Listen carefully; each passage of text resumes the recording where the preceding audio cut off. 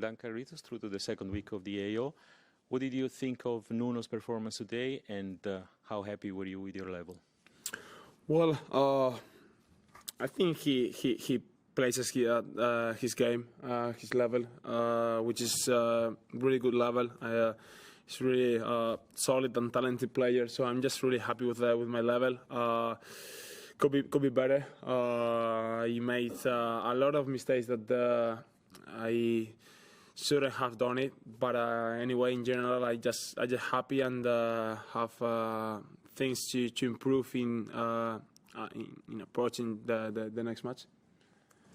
Hello, Carlos. Congratulations. Aryna said today that it was really difficult to serve on the Rod Laver, and that it was windy, that the balls were heavy, and the court was really slow. Do you agree? Is it especially difficult to serve on that court, or? Well, it was my first match this year, so I don't know. I mean, I didn't find it tricky to serve the court. I just felt same as the Margaret court, for example. I didn't feel too much different about these two courts.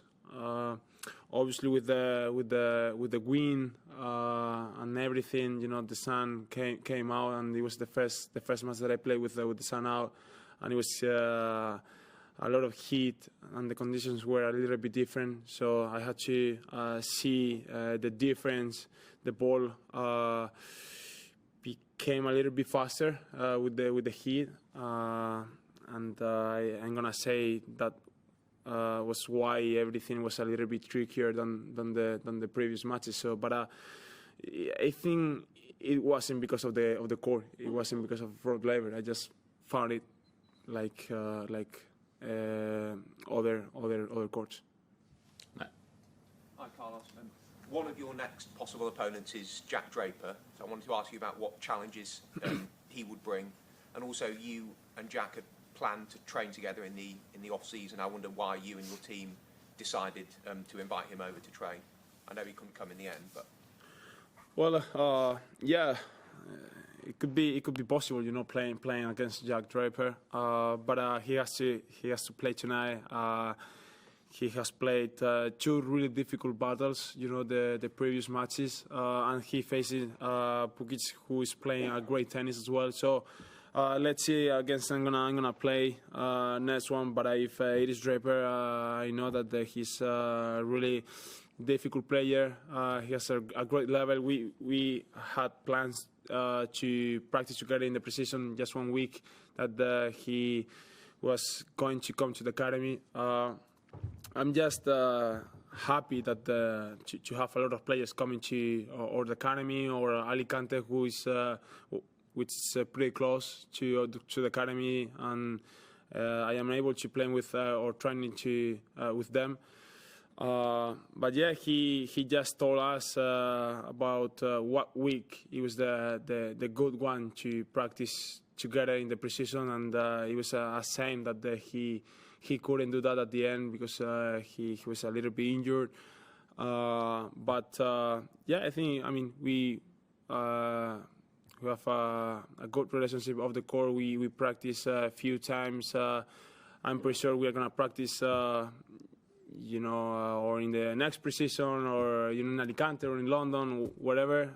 But he's a nice guy. But let's see against I'm gonna play next round. Howard. Hi, Carlos.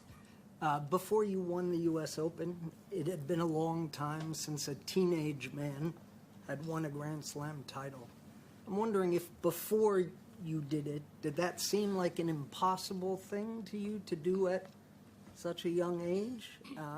And I'd also just like to ask, we've seen some teenagers here have some success. Fonseca, Mensik, and last night Team all beat top 10 players.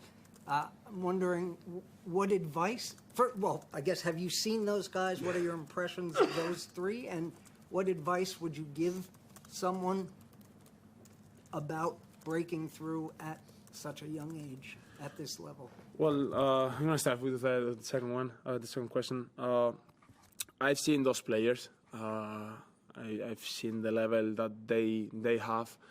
I didn't watch too much about team, for example. But I watched a little bit last night, and it was incredible. I was surprised a little bit about his level.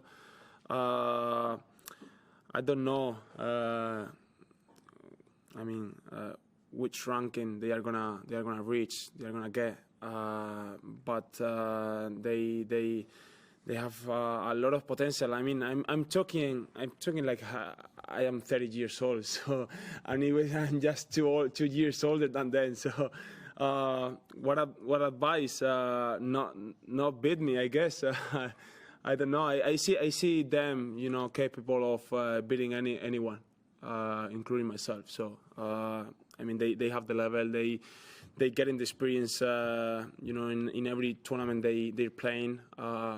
Last night we saw a team beating Medvedev here in Australia in 5 sets, which was amazing. Fonseca playing his first 5 sets match yesterday as well. So they getting experience, and as much as they getting experience, they are gonna become even more dangerous. So let's see in the future. And the first question was how was it?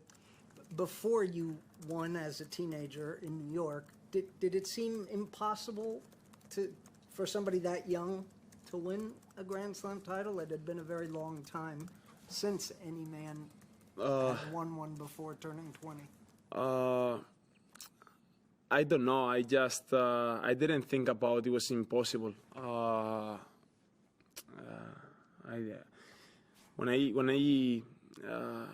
When I let's say started, I didn't know about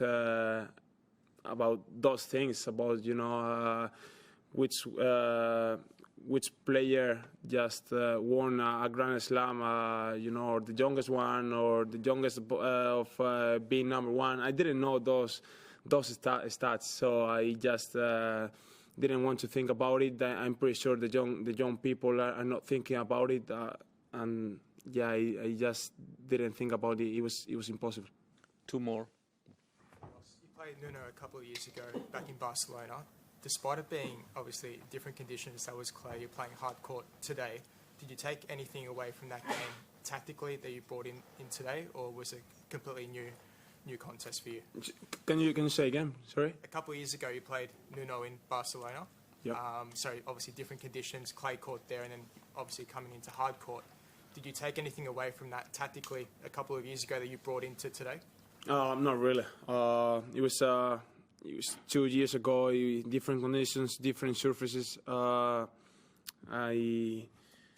think he plays better on hard court. I'm not sure about it, but I think so. But at 2 years, I'm a different player. I'm sure he's a different player as well. So I didn't even watch that highlight or that match again. So I just wanted to watch his matches. His previous matches a little bit, but I didn't take anything from that match. Last one, Charlie. Congrats, Carlos. You talked in your post-match interview about the food you've been eating, the Spanish food you've been enjoying. I just wondered, what you eat before a match to kind of fuel, and whether you eat anything during a match.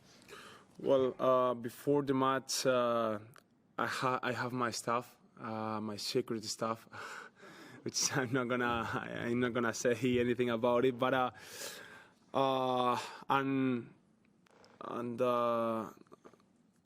Spanish omelette, for example, here I'm taking a Spanish omelette, and my thing before the match, few hours before the match, and during the match I have my I don't know how to say my thing. I'm working with Cain. It is a brand, a Spanish brand, that I'm taking good things from them just to eating during the match. Don't know how to say in English, but I'm pretty sure the cameras got the picture of it. Okay.